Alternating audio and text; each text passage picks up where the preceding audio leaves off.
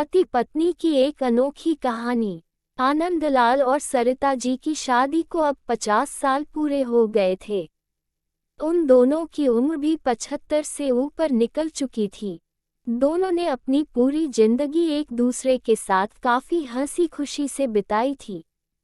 दोनों बिल्कुल दो जिस्म एक जान बनकर जिए थे। सुख दुख के साथ साथ उन्होंने अपने अपने पर्सनल रहस्य भी एक दूसरे के साथ शेयर किए थे। हाँ, सरिता जी ने केवल एक रहस्य आनंदलाल को कभी नहीं बताया। सरिता जी ने अपने कबर्ड के सबसे ऊपर के खाने में एक जूतों का बॉक्स रखा करती थी, जिसे किसी को भी यहाँ तक कि खुद उनके पति को भी छूने की मनाही थी। मनाही क्या, सख्त वार्निंग थी। सरिता जी ने पति से कह रखा था कि समय आने पर वो उस बॉक्स का राज उन्हें जरूर बताएगी। आनंदलाल को भी इस बात से कोई परहेज नहीं था। हंसते खेलते कई दशक बीत गए। उम्र ढल गई, शरीर कमजोर हो गई और कई बीमारियां हावी हो गई।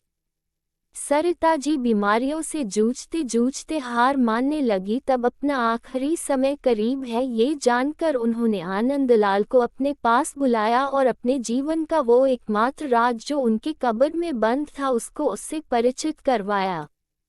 सरिता जी ने अपने पति को उस बॉक्स को लाने के लिए कहा। आनंदलाल उस बॉक्स को लेकर आए और उसे ओपन किया तो वो देखकर हैरान हो गए कि उस बॉक्स में 2 खरोची हुई छोटी डॉल्स और ढेर सारे नोट पैसे थे। आनंदलाल ने सरिता से उन डॉल्स के बारे में पूछा।